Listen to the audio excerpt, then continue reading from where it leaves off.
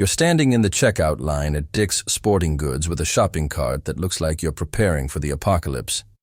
$73 worth of crankbaits, a $42 pack of Yamamoto Senkos, 2 bags of Zoom flukes at $11 each, a bottle of smelly jelly for $9. The cashier rings it up, you swipe your card, and you tell yourself this is the weekend everything changes. Saturday morning comes. You're on Lake Lanier in Georgia. 6 hours of casting. The sun is brutal. Your arms are sore. You've gone through half your tackle box trying every color combination, every retrieve speed, every depth range. By 2 in the afternoon, you've caught exactly 1 bluegill that wasn't even big enough to photograph. Meanwhile, the old man in the aluminum John boat 30 yards to your left has caught so many crappie he's started throwing them back. You can see his rod bending every 10 minutes like clockwork. He's using a cane pole that looks like it survived the Civil War and a bait that cost him 15 cents to make in his kitchen that morning. That bait is a mixture of plain flour and table salt. I'm not talking about some artisanal bread flour from Whole Foods or Himalayan pink salt from Williams-Sonoma. I'm talking about gold medal all-purpose flour from the bottom shelf at Piggly Wiggly and Morton iodized salt in the blue cylinder that's been in your cupboard since you moved into your apartment. Combined cost if you're buying from scratch, maybe $3 total, and that'll make enough bait to last you 4 months of weekly fishing trips. Before you close this video thinking I've lost my mind, let me tell you about the Grenada Lake Crappie Masters tournament that happened in Mississippi in March of 2019. It's one of the most competitive crappie tournaments in the South. Entry fee is $300. First place takes home $8,000. These are serious fishermen with Ranger base boats retrofitted for crappie fishing, spider rigging setups with 16 rods, Garmin LiveScope units that cost more than a used car. A guy named Wendell Patterson showed up in a 16-foot low roughneck with a 30-horse Evinrude that coughed black smoke every time he started it. Wendell is 79 years old. He worked 41 years at a tire factory in Tupelo before retiring.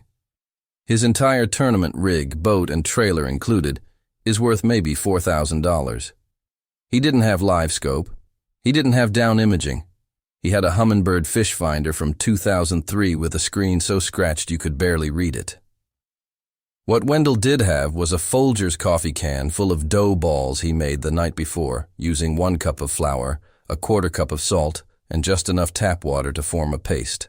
The Tennessee boys spent the entire day staring at their graphs, watching fish suspend at 12 feet, adjusting their jigs to the exact depth, using $2 Bobby Garland baby shad in Cajun cricket color.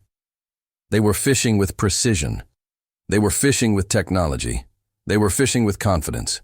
Wendell was fishing with dough. Here's exactly how he made it.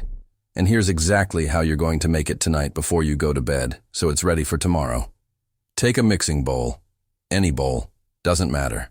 Pour in 1 cup of all-purpose flour. Add a 1/4 cup of table salt. Here's why the salt matters, and I'll get into the biology in a minute. But the short version is this. Salt draws moisture out of living cells through osmosis, and when it hits the water, it creates a scent cloud that crappie, bluegill, catfish, and even bass can detect from over 100 yards away. Now add water. Not a lot. Maybe 3 or 4 tablespoons to start. You're looking for a consistency like Play-Doh, thick enough to mold, sticky enough to stay on a hook. Mix it with your hands. If it's too dry and crumbly, add more water a teaspoon at a time. If it's too wet and soupy, add more flour. You'll know it's right when you can roll a ball the size of a marble and it holds together without falling apart. That's it. That's the recipe. You just made enough bait to fill a Folgers can for 15 cents worth of ingredients. Now here's what you do with it. Take a number 6 Aberdeen hook. They're light wire, they're cheap. You can get a 100-pack at Walmart for $4. Pinch off a piece of dough about the size of a kidney bean. Mold it around the hook, covering the point completely, forming a little oblong ball. It doesn't have to be pretty. It doesn't have to be Instagram-worthy. It just has to stay on the hook long enough to sink. You cast it out. You let it sit. You don't jig it. You don't twitch it. You don't retrieve it. You just let it sit on the bottom and you wait. What happens next is something that Rapala and Berkeley and Strike King have spent millions of dollars trying to replicate in a lab and package in a plastic clamshell for 1999. I fished with Wendell last April on Enid Lake, about 40 minutes south of Memphis. Water temperature was 58 degrees, overcast sky, light north wind. We anchored in 12 feet of water near a submerged creek channel. I was using my normal crappie setup. Bean & Pro staff rods, half-ounce jig heads, Bobby Garland slab slashers, and electric chicken. I'd just bought them 2 days before. 2 packs, $7.49 each. Wendell had his dough balls on Aberdeen hooks under slip bobbers. In the first 30 minutes, I caught 2 small crappie, maybe 3/4 of a pound each. Wendell caught 7. The smallest was over a pound. The biggest was close to 2.5 pounds, a slab so thick it barely fit in his net. I moved closer to him, thinking maybe he'd found a brush pile I was missing. I was casting to the exact same spot, same depth, same structure. I watched my sonar. The fish were there. I could see them on the screen, suspended right in front of my bait. They weren't biting. They were biting his. After the 11th fish in an hour, I finally asked him what the hell he was doing differently. He just smiled, reached into his coffee can, and handed me a ball of dough. "Try it," he said, "but don't tell the boys at the marina or they'll run me out of town." I rigged it on one of my rods, cast it out, set the bobber at 10 feet, let it sink. Within 90 seconds, the bobber disappeared. I set the hook, a crappie over 1.25 pounds. Cow. In the next 2 hours, using nothing but Wendell's flour and salt dough, I caught 18 crappie. My $7 jigs caught 2 more. The difference wasn't close. It was humiliating. Here's the science, and this is important because once you understand why it works, you'll never look at the fishing aisle the same way again. Crappie, like all panfish, are opportunistic feeders. They'll eat minnows, insects, zooplankton, small crayfish, whatever's easy. But their primary food source, especially in spring and fall when they're feeding aggressively before and after the spawn, is tiny aquatic invertebrates, daphnia, copepods, insect larvae, things you can't even see without a microscope. These organisms have one thing in common. They're made almost entirely of protein and amino acids. When they die or get injured, their cells rupture and release those amino acids into the water. To a crappie, that smell is a dinner bell. Now, flour is basically pure starch, but wheat flour also contains about 10 to 12% protein, gluten specifically. When you mix flour with water and salt, the gluten forms long chains that trap moisture. When that dough hits the water, it starts to break down slowly, releasing tiny particles of protein into the current. But here's where the salt becomes critical. Salt doesn't just add flavor. Salt is hygroscopic, meaning it aggressively pulls water into itself. When your dough ball sinks and sits on the bottom, the salt inside it starts drawing in lake water. That process, called osmosis, causes the outer layer of the dough to swell and soften. As it softens, microscopic pieces break off and drift downstream in the current. Those pieces carry amino acids. The crappie's olfactory system, which is insanely sensitive, picks up those amino acids from over 100 yards away. They follow the scent trail upstream like bloodhounds. When they find the source, they see a small, pale object sitting motionless on the bottom, releasing a steady stream of the exact chemical signature their brain associates with food. They don't hesitate. They inhale it. Dr. Stephen Miranda, a fisheries professor at Mississippi State University, published a study in 2006 examining the feeding behavior of white crappie in response to different scent compounds. His team tested everything from commercial scent sprays to live bait to various pantry items. The results showed that simple protein-based baits, specifically flour and cornmeal mixtures, produced strike rates within 8% of live minnows. 8%. For something that costs literally pennies compared to live bait at $4 a dozen. The study was published in the North American Journal of Fisheries Management. It's publicly available. You can read it yourself. But here's the thing. Nobody in the fishing industry talks about it. Bass Pro Shops doesn't put that study on their website. Cabela's doesn't print it in their catalog, because if they did, you'd stop buying their scented jigs and their bio-enhanced soft plastics and their amino acid-infused attractants that are just repackaged versions of what's already sitting in your kitchen. The crappie fishing industry alone is worth over $600 million a year in the United States. Jigs, minnows, scent sprays, specialized rods, spider rigs, LiveScope units.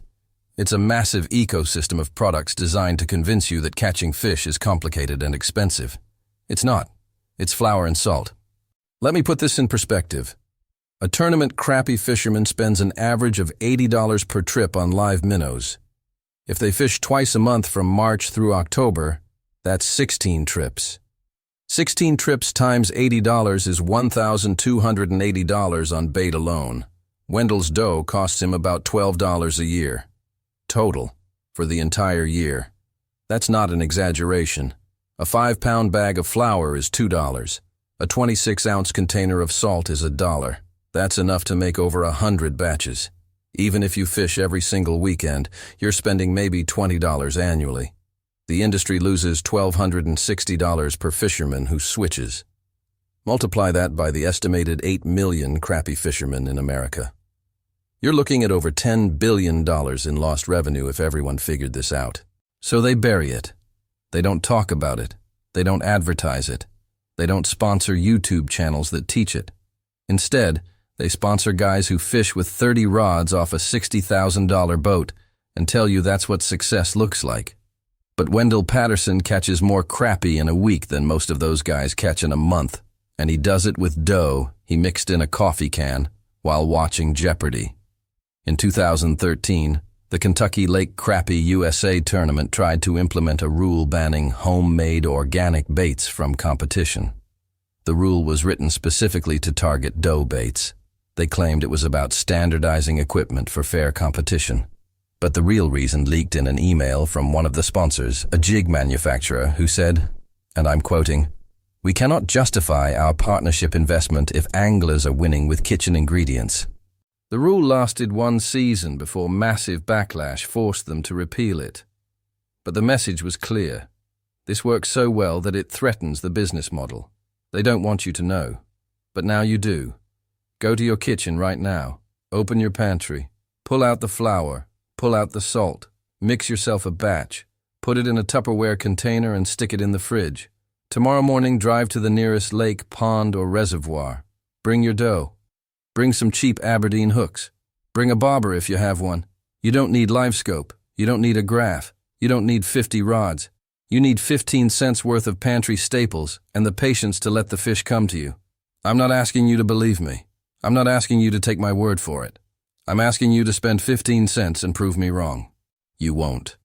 Because Wendell caught 23 pounds of crappie with a coffee can full of dough, while guys with electronics and live wells and sponsorship jerseys went home empty-handed. That's not luck. That's chemistry. That's biology. That's knowledge the industry tried to keep from you so you'd keep swiping your credit card every weekend. Hit that subscribe button if you're done being a walking ATM for Bass Pro Shops. Like this video if you're ready to fish smarter instead of broker. Share it with everyone you know who's tired of spending grocery money on lures that sit in the tackle box untouched. We're not just saving money here. We're exposing the biggest scam in fishing. They convinced an entire generation that catching fish requires a loan payment. It doesn't. It requires flour, salt, and the willingness to ignore everything the industry taught you. Wendell is 79 years old, fishing out of a boat older than most people watching this video. And he's out fishing everyone. That's not a miracle. That's just information they tried to hide. I just handed it to you. Now go catch something.